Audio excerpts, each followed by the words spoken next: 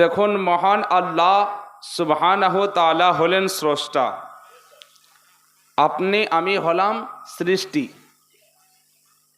এই স্রষ্টা কায়নাতকে সৃষ্টি করে সর্বশ্রেষ্ঠ বলে আল্লাহ যদি কোনো জীবকে আল্লাহ পাক ঘোষিত করেছে তার নাম হলো ইনসান। বলুন সুবহানাল্লাহ। এবার এর মধ্যে একটুকু আপনার তফাৎ আছে। আল্লাহ দুনিয়ার সর্বপ্রথম মানব আল্লাহ কাউকে বানিয়েছেন তো হযরতে আদম আলা নবিয়ানা আলাইহি সালাতু তাসলিম। বেশক বেশক। তো বাংলা এটা হলো আপনার আমার প্রচলিত ভাষা। তো বাংলাটা তো আসল নয়, যা কিছু এসছে আরবি, আরবি থেকে ট্রান্সলেট হয়েছে উর্দু। তো এই দুটো কিন্তু মেন। তারপরে যে আর জায়গা মানুষকে বোঝানোর জন্য তারা মাতৃভাষায় সেগুলোকে ট্রান্সলেট করে আবার মানুষের কাছে পৌঁছাচ্ছে।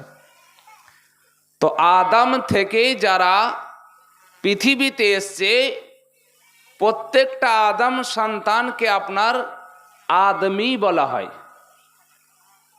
প্রত্যেক আদম সন্তানকে আদমি বলা হয় উর্দুতে।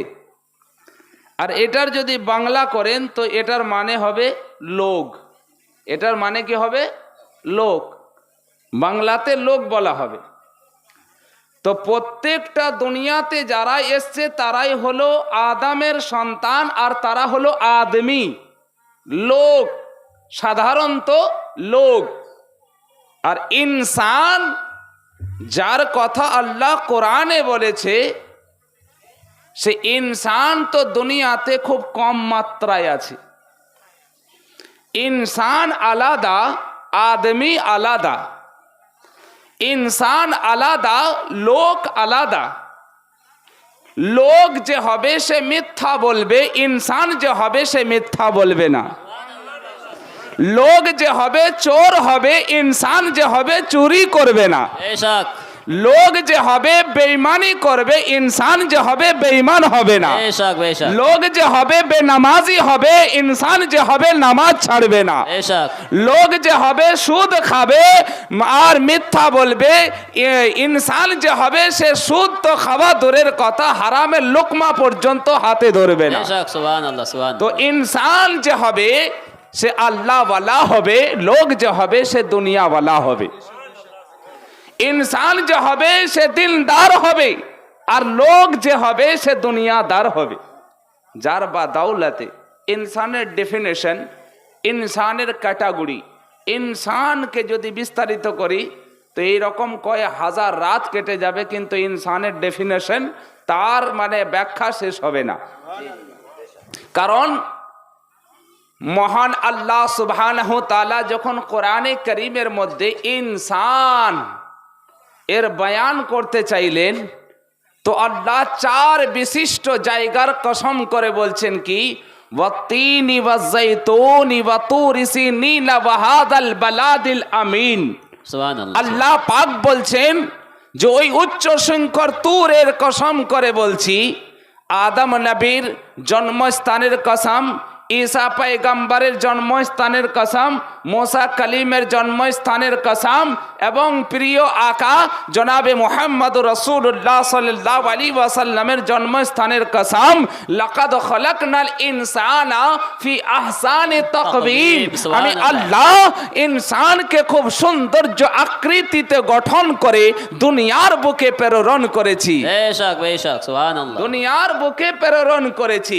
তো ইনসান যখন আল্লাহ চার বিশিষ্ট পয়গম্বরের যখন কসম করে, তিনার জন্মস্থানের কসম করে, যখন আল্লাহ ইনসানের রূপ, ইনসানের রং, ইনসানের গুণ, ইনসানের সৌন্দর্য যখন বয়ান করছেন, তাহলে নিশ্চয় ইনসান একটা কোয়ালিটিওয়ালা মানুষ। বেশক বেশক, ঠিক ঠিক ঠিক, জি জি। তো ইনসান আর আদমি অর্থাৎ মানুষ আর সাধারণত লোকের মধ্যে তফাৎ কি, ইনশাআল্লাহ আজকে আমার টপিক এটাই হবে। জি। ইনসানকে আর লোককে আসুন আপনাকে একটুকু আমি প্রথমের দিকে নিয়ে যায়, শুরুর দিকে। যখন মহান আল্লাহ পাক হযরতে আদমকে দুনিয়াতে পাঠালেন, সৃষ্টি যখন তৈরি হল, দুনিয়াকে তৈরি করলেন, তো যেমন দুনিয়াকে আল্লাহ তৈরি করেছেন, ইনসানকে দুনিয়ার উপরে পাঠিয়েছেন, মানুষকে দুনিয়াতে পাঠিয়েছেন, লোককে দুনিয়াতে পাঠিয়েছেন। এরপরে আল্লাহ যেমন এ দুনিয়াতে একটা দুনিয়া তৈরি করেছেন, আল্লাহ পরকালের জন্য একটা জগৎ তৈরি করেছেন। এটা হলো ইহকাল, আর একটা জগৎ আছে, সেটা হলো পরকাল। এখানে আপনার এখান থেকে যাওয়ার পরে আল্লাহ পাক ওই জায়গাতে আপনার দুটো আপনার মঞ্জিল তৈরি করেছেন, এক হলো জান্নাত, এক হলো জাহান্নাম। জান্নাতে সবাই যাবে না, যদি কেউ যায় তো শুধুমাত্র ঈমানদার যাবে, আর জাহান্নামে সবাই যাবে না, যদি কেউ যায় তো বেঈমান যাবে, মুসলমান। এমনই আল্লাহ পাক একটা প্রতিদান দিবসের ময়দান তৈরি করবে, যার নাম হলো কিয়ামতের দিন, যার নাম হলো রোজে মাহশরের দিন, যার নাম হলো হাসরের দিন। সেই দিনে আল্লাহ সুবহানাহু তাআলা নিজের কুদরতি জাতকে আপনার সবার সম্মুখে প্রেজেন্টেশন করবেন, সবার সামনে আপনার নিয়ে আসবেন। তো সেই সময় মহান আল্লাহকে দেখার সৌভাগ্য সবার হবে না, যদি কারোর হয় তো ঈমানদার মুমিনের হবে। আল্লাহু আকবার। এমনকি পুলসিরাতের আপনার রাস্তা হবে, সেই পুলসিরাতের রাস্তা আপনার চুলের থেকেও চিকন হবে, তলোয়ারের থেকেও ধারাল হবে। আপনার জাহান্নামের আগুন দাউ দাউ করে জ্বলবে। জাহান্নাম কত ভয়ঙ্কর, হাদিসে পাকের মধ্যে এর বর্ণিত এসেছে যে কাল মাহশরের যখন ময়দান হবে, যখন জাহান্নামের আগুন আপনার ভড়কতে সেই তীব্র গতিবেগে যখন ভড়কিয়ে যখন জাহান্নামের আগুন যখন মাহশরের দিকে আসবে, 70,000 রহমতের ফেরেশতা তার জাহান্নামের আগুনকে লাগাম দিয়ে টানতে থাকবে। ওই সময় হযরতে আদম থেকে ঈসা পর্যন্ত প্রত্যেকটা নবী আল্লাহর দরবারে তত্তর করে কাঁপবেন আর বলতে থাকবেন, আল্লাহ আজকে আমি কারোর জন্য কোনো সুপারিশ করতে চাই না, আল্লাহ তুমি আজকে শুধু আমাকে পরিত্রাণ দিয়ে দাও, এই জাহান্নামের আগুন থেকে তুমি আমাকে মুক্তি দিয়ে দাও। সুবহানাল্লাহ, সুবহানাল্লাহ। আজকে এই হাদিসের মাফহুম বদ্দীন বদমাযহাব, এই যে সমস্ত আপনার পড়ালেখা মূর্খ গোয়ার যারা সোশ্যাল মিডিয়ার মাধ্যমে ইসলামের ঠিকা নিয়ে মানুষকে গোমরার পথভ্রষ্ট করছে, এরা হাদিসের মাফহুম কি বলছে জানেন? যে আদম থেকে ঈসা পর্যন্ত কোন নবী তো জাহান্নামের আগুন দেখে ভয়ে কাঁপবে, তো ये গৌস পাকের 11वीं মানাচ্ছে, ও কি করে পার করবে? নাউজুবিল্লাহ। খাজা গরিব নামাজকে ধরছে, ও কি করে পার করবে? নাউজুবিল্লাহ। এ নাদান হাদিস তো পড়া দূরের কথা, এ হাদিসের কিতাবই এখনো চোখে দেখেনি। এই যে দুটো মৌলবি এখন কাঠ মোল্লা উঠেছে, এ যুগের দাজ্জাল ফিতনাওয়ার, এ যুগের কানা দাজ্জাল হলো, এক হলো মুমতাজুল ইসলাম আর দ্বিতীয় হলো শওকতের বেটা ইয়াসিন। এই দুটো হলো কানা দাজ্জাল। একে সোশ্যাল মিডিয়াতে আমি প্রতিদিন একে আমি কমেন্ট করি যে কোন জায়গায় বসবি বল, তোর বাড়িতে তো আমি সেইখানে আসছি, তোর বাড়িতে যদি বসবি বল আমি তোর বাড়িতে আসছি। এত দূর একে চ্যালেঞ্জ করা হয়েছে যে কোনো আলিম ওলামার দরকার নাই, আমি একাই আসছি, বল ঠিকানাটা বল কোন জায়গায়। প্যারে মুসলমান, তো এ দাজ্জাল কিছুদিন আগে একটা ফেসবুকে কমেন্ট করেছে, ফতোয়ায়ে আলমগীরি সম্পর্কে উল্টো পাল্টা আপনার মন্তব্য করছে। এই আরবিতে ফতোয়ায়ে আলমগীরি হলো 12 খণ্ডে আপনার বিভক্ত হয়েছে, আর উর্দুতে 16 খণ্ডে বিভক্ত হয়েছে। এ জাহিল কখনো আরবি উর্দু চোখে দেখেনি, বাংলা একটা ফতোয়ায়ে আলমগীরি নিয়ে মানুষকে গুমরাহ করছে যে ফতোয়া আলমগীরি এইরকম আছে। ফতোয়া আলমগীরি বাদশাহ ওরঙ্গজেব আপনার 500 খানা যোগ্য সম্পূর্ণ মুফতিকে ভারতের এক জায়গায় জমা করে ফতোয়া আলমগীরি লিখাইয়েছেন। বলুন সুবহানাল্লাহ, সুবহানাল্লাহ, সুবহানাল্লাহ। এরকম তলচটুয়া মৌলবি নয়, যারা যোগ্য সম্পূর্ণ আলিমে দিন তাদেরকে রেখে আপনার এই ফতোয়া আলমগীরি লিখিয়েছে। তো এরা ওই হাদিসের প্রত্যেকটা হাদিসের উল্টো ব্যাখ্যা কি করছে দেখুন। এখানে কি বলছে, আদম থেকে ঈসা পর্যন্ত হাদিসটা সত্য, হাদিসটা সত্য যে আদম থেকে ঈসা পর্যন্ত কিয়ামতের দিনে তারা জাহান্নামের আগুন দেখে নিজেকে কাঁপতে থাকবেন, আল্লাহর কাছে বলবে, আল্লাহ আজকের দিনে আমরা কারোর জন্য কোন রকম তোমার কাছে সুপারিশ আবেদন করতে চাই না, আল্লাহ তুমি আমাদেরকে এই জাহান্নাম থেকে পরিত্রাণ দাও। এর আসল উদ্দেশ্যটা কি, এর আসল মানে কি? এর আসল মানে হলো এখানে বোঝাতে চাইছে, এখানে নবীর সম্মানকে ছোট করতে নয়, মানে নবী যে হন, আল্লাহ পাক যাকে নবী বানান সে মাসুম হন, সে নিষ্পাপ হন, সে নির্ভুল হন, সে গুনাহ থেকে পাক ও পবিত্র হন, আর তিনার মর্তবা ও মর্যাদা আসমান সমতুল্য হয়, তবেই আল্লাহ তাকে নবুয়ত দান করে। মুসলমান তো একজন নবী কিয়ামতের দিনে কাঁপবে না, না দুনিয়াওয়ালাকে বোঝাতে চাইছে, এ দুনিয়াওয়ালা আদম থেকে ঈসা পর্যন্ত একজন মাসুম, একটা নির্ভুল, একটা নিষ্পাপ নবী হয়ে যদি জাহান্নামের আগুনকে দেখে এই রকম তাদের যদি অবস্থা হয়, তো তুমি তো গীবত করে বেড়াচ্ছ, তুমি তো সুদে টাকা খেয়ে বেড়াচ্ছ, তুমি তো জুয়ার আড্ডাতে বসছো, তুমি তো মানুষের বেঈমানি করছো, তুমি মা বাপকে ঠকাচ্ছ, তুমি ভাইকে ধোকা দিচ্ছ, তুমি পাড়া প্রতিবেশীর সঙ্গে অত্যাচারী করছো, আর মসজিদে মাথা ঠুকছো, তোমার নামাজ কাজে লাগবে না। কিয়ামতের দিনে তোমাকে ওই জাহান্নামের আগুন দেখে তোমার পরিস্থিতি আর পরিণামটা কত দূর ভয়ঙ্কর হওয়া দরকার সেটাই বোঝাতে চেয়েছেন, সুবহানাল্লাহ, সুবহানাল্লাহ। সেটাই বোঝাতে চেয়েছেন হাদিস দ্বারাতে। কিন্তু এ জালিম আজকে গোমরা পথভ্রষ্ট, এরা হলো ইহুদির পাক্কা দালাল। ইহুদি কোন ইহুদি? এই যে ইসরায়েলে প্যালেস্তিনের উপরে যে ইসরায়েলি আজকে যে অত্যাচার করছে, এই ইহুদির এজেন্ডা হলো এরা। না হলে বলে যে প্রত্যেকটা নবী ইহুদি হয়েছে, মাআযাল্লাহ, আস্তাগফিরুল্লাহ। আউযুবিল্লাহি মিন যালিকা, এ আস্তাগফিরুল্লাহ। জালিম এত দূর পর্যন্ত অন্ধ হয়ে আজ মুসলমানকে গোমরাহ করছে। আসুন, টপিক আমার আগে আসবে। আজ যে মুসলমান লাচার, আজ যে মুসলমান সব জায়গাতে অপমানিত, ঘৃণিত, লাঞ্ছিত, পদধূলিত যে হচ্ছে, তার কারণটা কি? তার কারণ একটাই টপিক, সেটা হলো ওয়াহাবিয়াতের কারণে, পথভ্রষ্টর কারণে, গুমরাহিয়াতের কারণে আজ মুসলমান সব জায়গাতে লাঞ্ছিত হচ্ছে, ঘৃণিত হচ্ছে। গৌসে পাকের মেসেজ কেন দুনিয়াকে দিই, ইনশাআল্লাহ বলবো। তো আসুন, সেই কিয়ামতের দিন তো আল্লাহ পাক যে নিজের কুদরতি চেহারার দর্শন সবাইকে করাবেন না, যদি করান তো ইমানদারকে করাবে। বলুন সুবহানাল্লাহ। মহান আল্লাহ পাক আর একটা মাকাম, আর একটা জায়গা রেখেছেন, যার নাম হলো হাউজে কাউসার। ওই হাউজে কাউসারের কিয়ামতের দিনে মানুষ যখন পানির পিপাসার জন্য ছটপট করবে, মানে চিৎকার করবে, কলিজা ফেটে যাবে, কান্না করবে, চোখ থেকে পানি ঝরবে না, বরঞ্চ চোখ গলে পানির স্রোত হয়ে আপনার বয়ে যাবে। ওই সময় এক ফোঁটা পানির জন্য কাল মাহশারের ময়দানে তড়পাবে, কিন্তু আকায়ে দো আলম সরওয়ারে কায়নাত রহমাতুল লিল আলামিন নবী মুস্তাফা জানে রহমত আমার কালি কমলি वाला নবী নুরানি হাত মুবারক দাঁড়াতে হাউজে কাউসারের পানি নিজের উম্মতিকে পান করাবে। কিন্তু ওই পানি সবাই পান করার সুযোগ পাবে না, যদি পাই তো একমাত্র ইমানদার পেয়ে যাবে।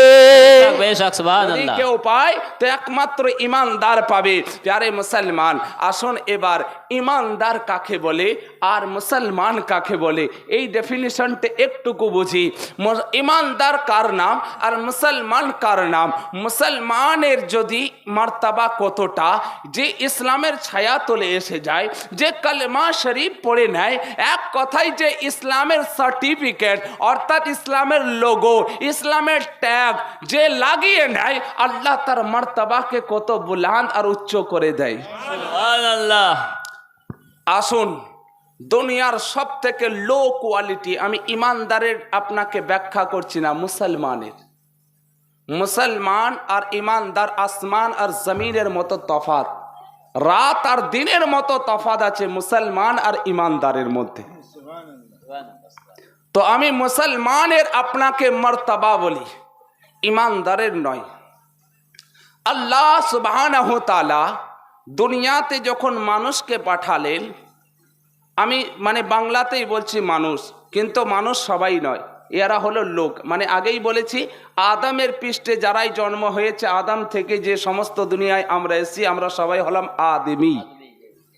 আমাদের মধ্যে কেউ কেউ আছে মানুষ, লোক, আমরা হলাম সবাই সাধারণত লোক, কিন্তু মানুষ কেউ কেউ আছেন, সেটাও আপনাকে পরে আপনাকে বোঝাবো ইনশাল্লাহ। তো আপনার আল্লাহ দুনিয়াতে যখন মানুষকে, আমি আপনাদের বোঝানোর জন্য মানুষই শব্দটাকে ব্যবহার করছি, মানুষকে যখন আল্লাহ দুনিয়াতে পাঠালেন, তো আল্লাহ তখন দেখলেন যে সমগ্র মানুষকে তো তৈরি করেছে, কিন্তু সবাই আমাকে মানবে না, সবাই আমাকে মানবে না। তার জন্য আল্লাহ পাক আর একটা প্ল্যাটফর্ম তৈরি করলেন, যে মুসলমান, ইসলামের একটা ছায়াতলে যে আসবে, তো সে আল্লাহকে মানবে। এবার ইসলামের ছায়াতলে সবাই আসবে, কিন্তু সবাই যে আপনার দিল থেকে ইসলামকে অ্যাকসেপ্ট করবে, গ্রহণ করবে, এটাও কিন্তু মানে বাধ্যতামূলক নয়, এটাও কিন্তু অপরিহার্য নয়। কেউ কেউ তো আপনার নামধারী মুসলমান হবে, যার জন্য আল্লাহ পাক আরও একটা প্ল্যাটফর্মকে স্পেশাল করলেন, যার নাম হলো ইমানদার। বলুন সুবহানাল্লাহ। তো এ হলো আপনার ইমানের প্ল্যাটফর্ম হলো স্পেশাল। তারপরে ক্যাটাগরি সেকেন্ড হলো আপনার জেনারেলি হলো মুসলমান, তারপরে সাধারণ কাস্ট, একদম জেনারেল হলো আপনার সাধারণত মানুষ। তো আল্লাহ যখন কোনো জিনিসের মানে কোনো কিছুর ভয় দেখাতে চেয়েছেন, তো আল্লাহ পাক যা কিছু বলেছেন আপনার কোরআনে কারীমের মধ্যে, কোনো কিছু তৌফা দিতে চেয়েছেন, কোনো আপনার প্রাইজ দিতে চেয়েছেন, কোনো কিছুর আল্লাহ পাক গুড নিউজ দিতে চেয়েছেন, তো আল্লাহ পবিত্র কোরআনে একটাই শব্দ ব্যবহার করেছে, ইয়া আইয়ুহাল্লাযীনা আমানু। বলুন সুবহানাল্লাহ। হে ঈমানদার বিশ্বাসীগণ বান্দারা।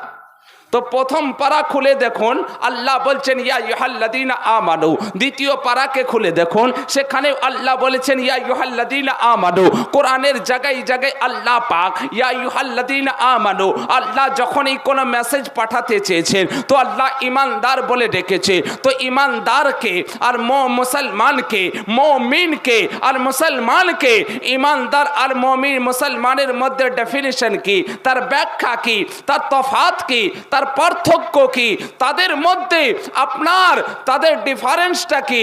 আসুন আপনাকে বলি, সাধারণত একটা জেনারেল, সাধারণতভাবে যে কোনো একটা সব থেকে লো কোয়ালিটির একটা মুসলমানকে আপনি উঠান, যে কোনো একটা মুসলমানকে উঠান, যার মানে যে একদম মানে দুনিয়ার সব থেকে লো কোয়ালিটির মুসলমান, যে সারাটা দিন মদের ভাটিতে পড়ে থাকে, যে সারাটা দিন জোয়ার আড্ডাতে পড়ে থাকে, যার নামটা শুধু মানে আপনার মুসলমান খাতাতে এন্ট্রি হয়েছে যে আব্দুল্লাহ কি আব্দুল মানে গাফফার কি আব্দুল জব্বার, নামটা শুধু লিখেছে, কিন্তু সে কখনো কালেমা জানে না, সে কখনো নামাজ জানে না, সে কখনো মসজিদের চৌকাট যায়নি, সে কখনো বিসমিল্লাহ কি জিনিস জানে না, কিন্তু নামটা শুধু ইসলামের খাতাতে আছে।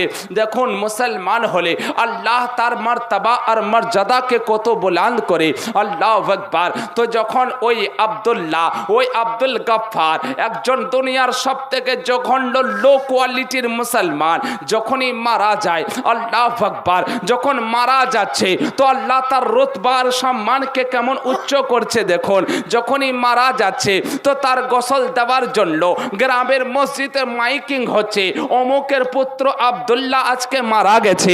যখনই মারা যাবার কথা শুনছে, মানুষ আপনার বলতে আছে সে পাপী ছিল, সে অন্যায়কারী ছিল, সে মাতাল ছিল, যাই হবে হোক, সে মারা তো গেছে, চল চল শেষবারের মতো তার চেহারাটা একবার দেখে নি এ মুসলমান। তো সে মারা গেছে, আল্লাহ তার রুতবাকে কেমন বুলন্দ করছে, আল্লাহু আকবার। যখনই আপনার তাকে গোসল দেওয়ার জন্য, যখন লাগানোর জন্য তার তৈয়ারি করছে, তো আপনার আলাদা স্পেশাল লোক যাচ্ছে, বলছে পিছন দিকে আলাদা লোক আর সামনের দিকে আলাদা লোক, উপরে সাবান আলাদা, নিচের সাবান আলাদা, তাকে গোসল কাপড় দিয়ে যখন কাফনের কাপড় পরাচ্ছে তো বলতে আছে আস্তে আস্তে মানে তাকে মানে আপনার ঘোরাও, কারণ তার ব্যথা হবে, তাকে লাগবে, তার কষ্ট হবে।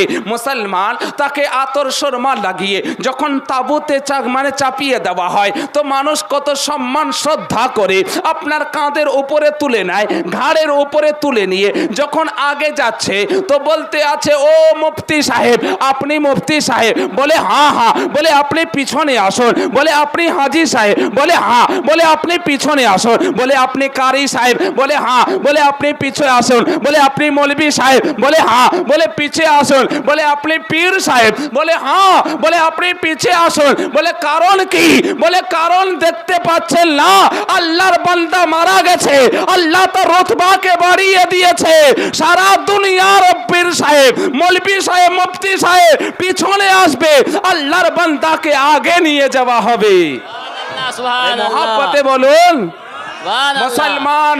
আজ দুনিয়ার মুসলমানকে আমি মেসেজ দিতে চাই যে একটা দুনিয়ার সব থেকে লো কোয়ালিটির মুসলমান, শুধু নামটা যদি মুসলমান খাতাতে এন্ট্রি করার পরে আল্লাহ পাক মরার পরে যদি তার রতবা, তার সম্মানকে যদি এত উচ্চ করে দেয় তো যে আল্লাহর বান্দা দুনিয়াকে লাত মেরে দিয়ে রাসূলুল্লাহর মোহাব্বতকে দিলে রেখে সারাটা জিন্দগি আল্লাহর ধ্যানে কাটিয়েছে, সে গরিব নামাজের মর্তবাকে আল্লাহ কত বাড়াবে, সে গাউসে আজমের মর্তবাকে আল্লাহ কত বুলন্দ করবে। বেশক বেশক সুবহানাল্লাহ। মুসলমান একটা দুনিয়ার সব থেকে লো কোয়ালিটির মুসলমান যদি মারা যায় তার রতবার সম্মানকে যদি আল্লাহ এত উচ্চ করে তো যে জিন্দগি ভর আপনার নামাজকে কখনো ছাড়েননি, যে একই মানে আপনার এশার উজুতে 40 বছর কন্টিনিউ আপনার ফজরের নামাজ আদায় করেছে, সে গাউসে পাকের মর্তবাকে আল্লাহ কত উচ্চ করবে, সে আলা হযরতের মর্তবাকে আল্লাহ কত উচ্চ করবে, সে পীর ও মুর্শিদ হুজুর তাজুস শরিয়ার মতো ব্যক্তির মর্তবাকে আল্লাহ কত বুলন্দ করবে। বেশক বেশক। यारे मुसलमान तो ये मोमिन আলাদা, মুসলমান আলাদা। মুসলমান আর মুমিনের ডেফিনেশন আপনাকে খুব সাধারণ ভাষায় বোঝায়। যেমন আপনার প্রত্যেকটা বাড়ির ছেলেরা স্কুল কলেজে যায়, স্টুডেন্ট হয়, ছাত্রর খাতাতে নাম লেখায়, কিন্তু সবাই শিক্ষায় শিক্ষিত হয়ে মাস্টার ডাক্তার হয় না। মানে আপনার কেউ কেউ কেউ কেউ তাদের মধ্যে মাস্টার ডাক্তার হয়। জি জি জি। সবাই ছাত্র, সব ছাত্র কিন্তু মাস্টার ডাক্তার ইঞ্জিনিয়ার হয় না। কিন্তু যে মাস্টার ডাক্তার ইঞ্জিনিয়ার সে কিন্তু অবশ্যই ছাত্র, তাই কি না? তো প্রত্যেক মাস্টার ডাক্তার ইঞ্জিনিয়ার ছাত্র, কিন্তু প্রত্যেক আপনার ছাত্র মাস্টার ডাক্তার ইঞ্জিনিয়ার হয় না। অনুরূপ প্রত্যেক মুসলমান মুমিন নয়, কিন্তু প্রত্যেক মুমিন মুসলমান অবশ্যই হয়। বলুন সুবহানাল্লাহ। প্রত্যেক মুসলমান মুমিন নয়, কিন্তু প্রত্যেক মুমিন মুসলমান অবশ্যই হয়। নারে তাকবীর, নারে তাকবীর, নারে রিসালাত, নারে রিসালাত, নারে গাউস, গাউস का दामन, गाउस का दामन, हजरत अल्लाह मुफ्ती माहिरुल इस्लाम साहेब, नारे तकबीर, नारे रिसालत। प्यारे मुसलमान, तो मोमीन कौन व्यक्ति और मुसलमान कौन जन व्यक्ति? मुसलमान বলে হাদিসের মধ্যে দুটো পার্ট এসে তাসদিকুল বিল কলব ও ইকরারু বিল লিসান। যে মুখে যারা অঙ্গীকার করে তাদেরকে মুসলমান বলে, দিল থেকে যারা একসেপ্ট করে, দিল থেকে যারা বিশ্বাস করে তাদেরকে মুমিন ইমানদার বলে। বেশক বেশক। তো ইমানের ডেফিনিশন বুখারী শরীফের মধ্যে কিতাবুল ইমানের মধ্যে প্রথম খণ্ড আপনার কিতাবুল ইমানের মধ্যে বুখারী শরীফের ডেফিনিশন ইমানের আপনাকে এক কথাই বোঝায়। হযরতে আনাস থেকে বর্ণিত এই হাদিস যে লা ইউমিনু আহাদুকুম হাত্তা আকুনা আহাব্বা ইলাইহি মিন ওয়ালিদিহি ওয়া ওয়ালাদিহি ওয়ান নাস আজমাইন। অতক্ষণ পর্যন্ত কেউ পূর্ণরূপে মুমিন হবে না, ইমানদার হবে না, আল্লাহওয়ালা হবে না, দিনদার হবে না, মুত্তাকি হবে না, পরেজগার হবে না, অতক্ষণ পর্যন্ত যতক্ষণ পর্যন্ত নিজের মাল, আওলাদ, দৌলত, নিজের জান থেকেও বেশি মুহাম্মদুর রাসূলুল্লাহকে যে ভালো না বাসতে পারবে, বলুন সুবহান। সুবহানাল্লাহ সুবহানাল্লাহ। তখন পর্যন্ত নিজের ধন দৌলত মাল মানে দুনিয়ার সমগ্র মুহাব্বত একদিকে আর নবীর মুহাব্বত অপর দিকে যে রাখতে পারবে, সেই ব্যক্তি হবে দুনিয়ার শ্রেষ্ঠ ঈমানদার, সেই ব্যক্তি হবে দুনিয়ার শ্রেষ্ঠ মুমিন, সেই ব্যক্তি হবে শ্রেষ্ঠ আল্লাহওয়ালা। আসুন, কোরআনে কারীমের মধ্যে মহান আল্লাহ পাক এক জায়গাতে বলতে আছে, কুল, হে নবী আপনি বলে দিন, কুল, হে নবী আপনি বলে দিন, ইন কুনতুম তুহিব্বুনাল্লাহ, ইন কুনতুম এর মানে বাংলা বলছে যদি কেউ তুহিব্বুন আল্লাহ, আল্লাহকে ভালোবাসতে চাই, আল্লাহর প্যারা হতে চাই, আল্লাহর নৈকট্য লাভ করতে চাই, আল্লাহকে রাজি করতে চাই, আল্লাহর সন্তুষ্টি অর্জন করতে চাই, আল্লাহ পাকের সে সমগ্র সন্তুষ্টিকে পেতে চায়, তো আল্লাহ পাক বলছেন ফাত্তাবিউনি, তাহলে তুমি ইত্তেবা করো। বলছে কার? বলে ইহবিবকুমুল্লাহ, মানে ফাত্তাবিউনি ইহবিবকুমুল্লাহ, আমার হাবিবের। বেশক বেশক। বলে আমার হাবিবের ইত্তেবা করো, অনুসরণ করো, অনুকরণ করো, অনুগত করো। বলছেন মুফতি সাহেব আর বাংলা আরো একটুকু সাধারণ করে বলুন যে অনুসরণ অনুকরণ কাকে বলে? বলছেন নবী আগে আগে যাবে, তোমরা পিছন পিছন যাবে। নবী যা যা করবে তোমরা যদি তাই তাই করো, নবী যেমন যেমন বলেছে তেমন তেমন যদি তোমরা করো, তো বলছে এর বেনিফিট কি, এর ফায়দা কি, এর উপকার কি? যে নবীর লক্ষ্যে কদমে চললে পরে তার ফায়দা কি হবে? মহান আল্লাহ পাক বলছেন ইহবিবকুমুল্লাহ, তাহলে বান্দা আমি তোমাকে আমার প্যারা মাহবুব বানিয়ে নেব, সুবহানাল্লাহ, আমি তোমাকে আমার প্যারা মাহবুব বানিয়ে নেব, আমার দোস্ত বানিয়ে নেব, আমার হাবিব বানিয়ে নেব, আমার মানে দোস্ত আর মাহবুব বানিয়ে নেব। যখন তুমি আমার দোস্ত হয়ে যাবে, বলছে আল্লাহ আমি তো গুনহেগার, আমি তো খাতাকার, আমি তো বদকার, আমি তো শিয়াকার, আমি তো পাপী, আল্লাহ কি করে আমি তোমার দোস্ত হতে পারি, কি করে আমি তোমার মাহবুব হতে পারি, কি করে তুমি আমার মানে আর প্রতি রাজি হতে পারো? তো আল্লাহ পাক বলতে আছেন ওয়াগফিরু লাকুম যুনুবাকুম ওয়াল্লাহু গফুরুর রহিম। বান্দা তুমি এটা জানো যে আল্লাহ হলেন সব থেকে বড় ক্ষমাশীল, তোমার সমস্ত গুনাহকে মার্জনা করে দিয়ে তোমার প্রতি রহমতের বৃষ্টি বর্ষণ করে তোমাকে ধুয়ে মুছে পাক ও পবিত্র করে নিজের প্যারা বানিয়ে নেবে, বলুন সুবহানাল্লাহ। বেশক বেশক এটা বেশক। হলো মহান আল্লাহ পাকের জাত, এ হলো আল্লাহর কুদরত। তো দেখুন নবীকে আল্লাহকে আচ্ছা আল্লাহর ওলি কি করে হওয়া যায়, আল্লাহ ওয়ালা কি করে হওয়া যায়? আজ মুসলমান নিজেকে বলছে তাহাজ্জুদ পড়ে বেড়ায়, পাঁচজাগার নামাজ পড়ে বেড়ায়, কিন্তু দিলের মধ্যে শুয়োর আর কুত্তাকে দিলের মধ্যে বসিয়ে রেখেছে, সে দিল এখনো কোনো পরিষ্কার নাই। নাউযুবিল্লাহ। হ্যাঁ, জি জি জি। দিলের মধ্যে আমি আপনার কথাটা খুব খারাপ লাগবে, দিলের মধ্যে কুত্তার শুয়োর এই জন্য বললাম যে দিলের মধ্যে লোভের কুত্তা বসিয়ে রেখেছি, দিলের মধ্যে আপনার হিংসার শুয়োরকে বসিয়ে রেখেছি, পরনিন্দার মানে আপনার কুত্তাকে দিলের মধ্যে বসিয়ে রেখেছি। আর আমরা বলি আল্লাহ ওয়ালা। বান্দা আল্লাহ ওয়ালা তখন হতে পারবে সরকার গরিব নামাজের খাদিম হলেন, সরকার গরিব নামাজের মুরিদ হলেন, হযরতে বাবা কুতুবউদ্দিন বখতিয়ারে কাকি আর হযরতে বাবা কুতুবউদ্দিন বখতিয়ারে কাকির মুরিদ হলেন বাবা ফরিদউদ্দিন গঞ্জি শকর রহমাতুল্লাহ আলাই, জিনার মাজারে মুকদ্দাস এখনো আপনার পাকিস্তানে রয়েছে। ও সরকার বাবা ফরিদউদ্দিন গঞ্জি শকর কত বড় আল্লাহর বলি, কি রকম আল্লাহ ওয়ালা, আল্লাহু আকবার, যিনি 7 বছর বয়সে আপনার নামাজ মাকে জিজ্ঞাসা করছেন, মা গো নামাজ যে তুমি পড়ছো, আমি যদি নামাজ পড়ি তো এর বেনিফিট, এর পরিবর্তে আমি কি পাবো? তো মা জানছেন যে আমার বেটা ফরিদ তো চিনি খেতে খুব পছন্দ করে, তো বলছে বেটা তুমি যদি নামাজ পড়ো তো তুমি রোজ চিনি পাবে, বলুন সুবহানাল্লাহ। বেটা বলতে আছে তাহলে মা আমি যদি 5 বার পড়ি, বলে 5 বারই চিনি পাবে। হে মুসলমান, তো দেখুন মা কেমন আল্লাহ বলি আর বেটাকে কিরকম তারবিয়ত দিচ্ছে। এই জন্য তো মহাপুরুষের একটা কথাই বলেছে, বৃক্ষ তুমি কেমন ফলেই তোমার পরিচয়, ফল যেমন হবে হবে, ফল দেখে গাছের বিবেচনা হবে। নিম ফলকে দেখে কখনো আম গাছের কেউ প্রশংসা করবে না, আর আমকে দেখে কখনো নিমের প্রশংসা করবে না। করবে? না না না, মোটেই না।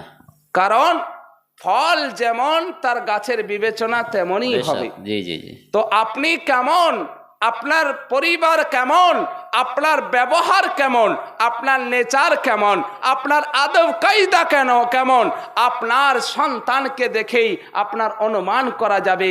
কারণ আপনার সন্তান হলো আপনার জন্ম দেওয়া সন্তান। যদি আদর্শ বলা হয়, আখলাক বলা হয়, তার মানে সুচরিত্রের হয়, তাহলে অবশ্যই তাকে বিবেচনা করবে যে ছেলেটা যখন এইরকম কোয়ালিটিওয়ালা, নিশ্চয়ই তার ফ্যামিলিটাও বড় কোয়ালিটিওয়ালা। বলুন সুবহানাল্লাহ।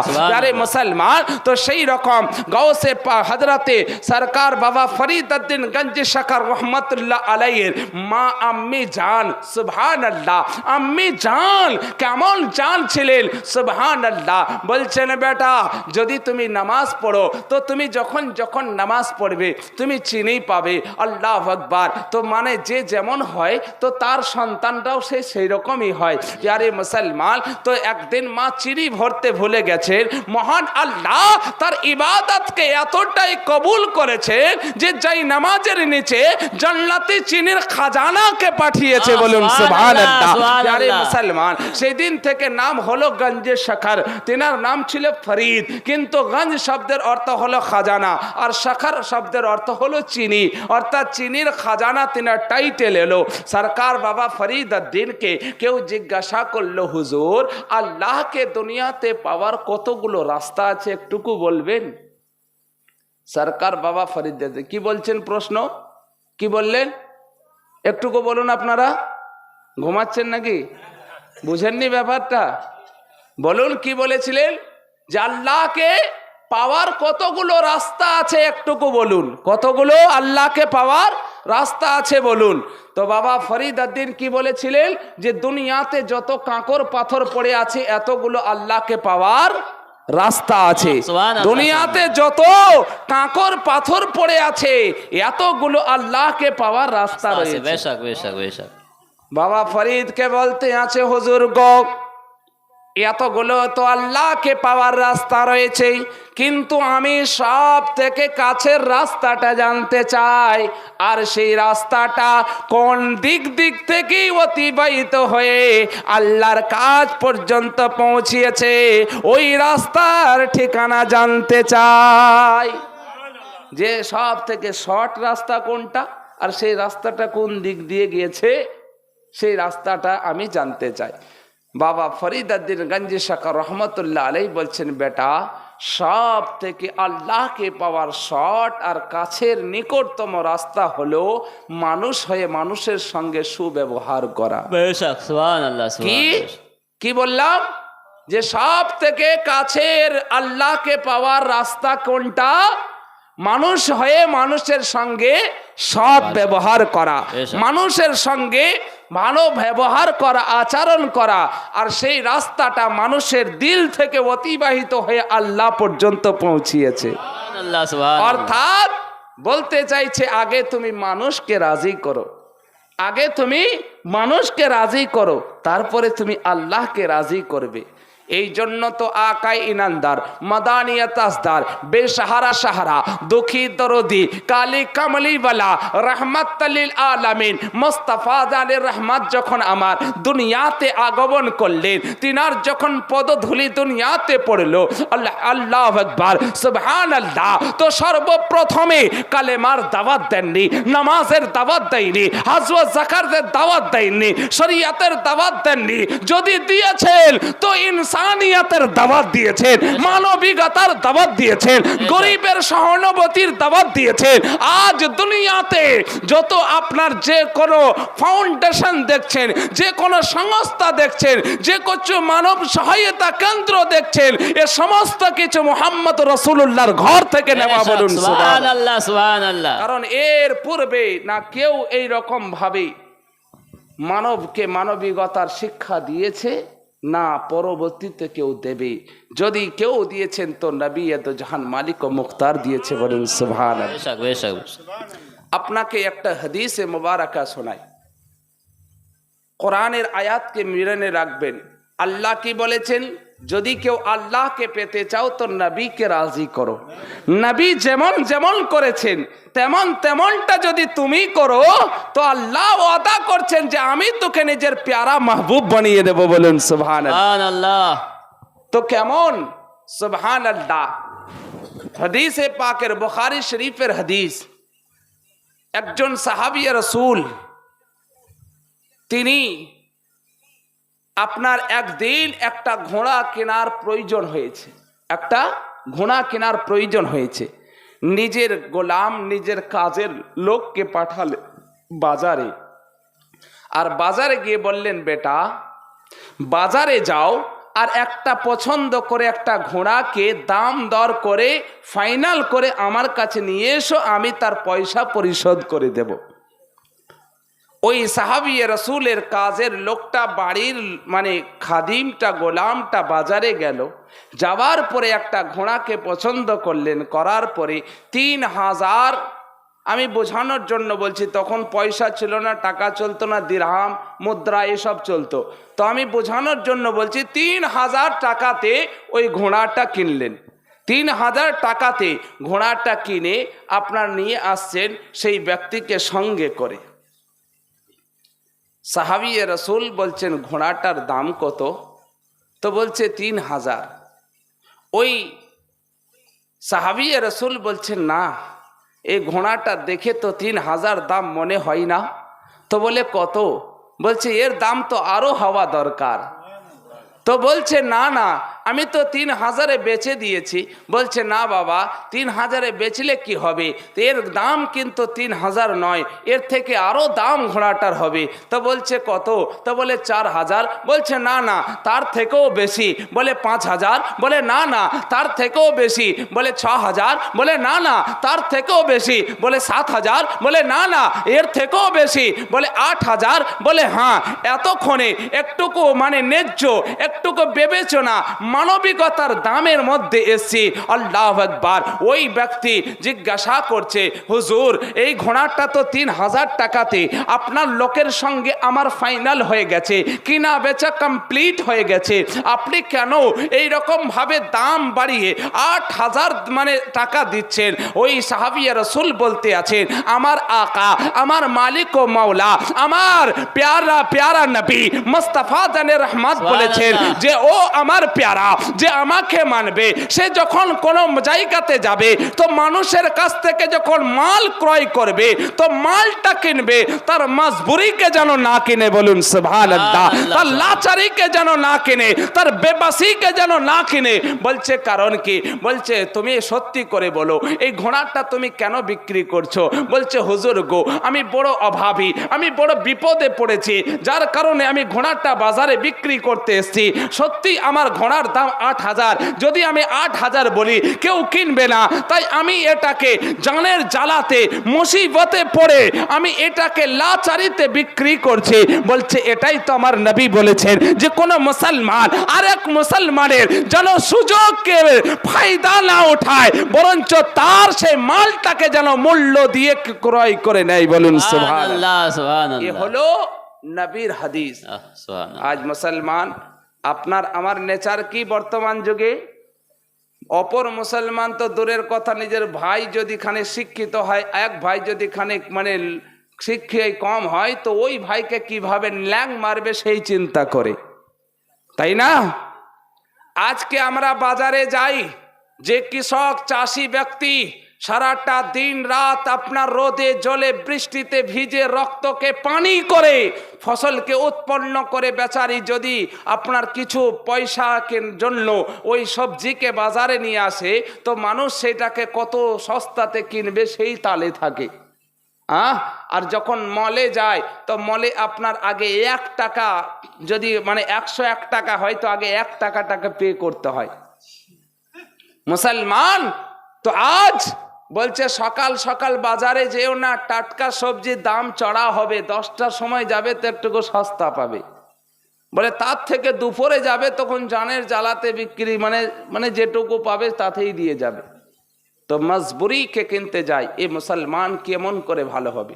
আল্লাহ ওয়ালা কে হয় দেখুন, এক ইহুদি বাগদাদ শহরে, বাগদাদ নগরে ইহুদির মেয়ের মানে বড় হয়ে গেছে, বিয়ে ঠিক হয়ে গেছে, বিয়ে দেবে, পয়সা বাড়িতে নেই। একটা ঘোড়া ছিল, সেই ঘোড়াটাকে বাজারে নিয়ে গেল, নিয়ে গিয়ে বাজারে দাম রাখলো 5,000 টাকা। 5,000 করে আপনার সকাল থেকে নিয়ে সন্ধ্যা পর্যন্ত চিৎকার করে যাচ্ছে, কেউ জিজ্ঞাসা করে না। যখনই সূর্য ডুবে গেল, ইহুদির মনের সমস্ত শখ আশা ডুবে গেল, ইহুদির মনের সমস্ত আবেগ আকাঙ্ক্ষা সব ডুবে গেল। সূর্য ডুবে গেল, ইহুদির মনের বিশ্বাসও ডুবে গেল। ইহুদি লাচার হয়ে ঝড়ঝড় করে কাঁদতে আছে আর বলতে আছে, 5,000 নয়, এই ঘোড়ার দাম হলো 3,000 টাকা। এবার 3,000-এও সন্ধ্যা হয়ে গেছে, রাত হয়ে গেছে, 3,000-এও আর কেউ ঘোড়াটে নিতে আসে না। গৌসুল আদম, আল্লাহু আকবার, কুতুবে রব্বানি, মেহবুবে সুবহানি, শেখ মুহিবউদ্দিন আব্দুল কাদের জিলানী ও গিলানী রহমাতুল্লাহ আলাইহি, তিনি সন্ধ্যার বেলায় আপনার একটুকু পায়চারি করার জন্য, একটুকু হাঁটাহাঁটি করার জন্য, একটুকু নাইট ওয়াক করার জন্য আপনার যখন মানে বাজারের দিকে এসেছেন, দেখছে রাস্তার ধারে ইহুদি ঘোড়ার লাগামকে ধরে ঝড়ঝড় করে কাঁদতে আছে। গৌসে পাক আমার জিজ্ঞাসা করে, এই ইহুদি ঘোড়ার দাম কত? বলতে আছে, হুজুর 3,000। বলছে, না না, 3,000 তো না, তোমার এই ঘোড়ার মানে দাম তো আরো বেশি হওয়া দরকার। বলে, হুজুর গো, আমি এই ঘোড়াটার দাম 5,000 রেখেছিলাম, কিন্তু কেউ আমাকে সকাল থেকে সন্ধ্যা পর্যন্ত কেউ জিজ্ঞাসা করলো না। সূর্য ডুবে গেছে, আমার মনের সমস্ত আশাও ডুবে গেছে, এই জন্য আমি এখন কান্না করছি যে আমার যুবতী বেটির বিয়ে ঠিক হয়ে গেছে, দিনও কাছিয়ে গেছে, ঘোড়া যদি বিক্রি না হয় মেয়ের বিয়ে ঠিক মতো দিতে পারবো না, যার জন্য আমি কান্না করতে আছি। গৌসে পাক আমার পকেটের মধ্যে হাত বললেন আর 5,000 টাকা নিয়ে ওই আপনার ইহুদির হাতের মধ্যে দিয়ে দিলেন। ওই ইহুদি বলতে আছে, হুজুর গো, এ 5,000 টাকা তো সূর্য ডোবার আগে পর্যন্ত ছিল, সূর্য যখন ডুবে গেছে তারপরে তো আমি ঘোড়ার দাম 3,000 রেখেছি। গৌসে পাক বলতে আছেন, বেটা, তোমার তো আসল দাম তো 5,000। বলে, হ্যাঁ হুজুর, হ্যাঁ। বলে, তাহলে তোমাকে আমি আসল দাম দিচ্ছি। বলে, হুজুর গো, আসল দাম তো এখন আমি 5,000 রাখিনি, এখন তো আমি 3,000 রেখেছি। বলছে, শোনো শোনো, আমার নবী, আমার মানে প্যারা নবী ও রহমাতুল লিল আলামিন এটাই শিক্ষা দিয়েছেন, যখন তোমরা কিছু কেনা বেচা করবে তো মানুষের কাছ থেকে মাল কেনা বেচা করবে, তার লাচারি মজবুরিকে কিনবে না। তুমি এখন মজবুরি অবস্থাতে 3,000-এ বিক্রি করছো, এটা যদি আমি কিনি তাহলে অন্যায় হয়ে যাবে। আর এর ফয়সালা, এর উসুল, এর ইজাজত, এর পারমিশন আমার ইসলাম দেয় না। বলুন সুবহানাল্লাহ। সঙ্গে সঙ্গে ইহুদি ঘোড়া পয়সাকে বাদ দিয়ে গৌসে পাকের কদমে পড়ে গিয়ে বলছে, হুজুর গো, আমি ঘোড়া পরে বেচবো, পয়সা পরে নেব, আগে তো কালমা পড়িয়ে নিন, কারণ যদি তার নাতির যদি এইরকম আখলাক হয় তো তার নানা মুস্তাফার কেমন আদর্শ হতে পারে। বলুন।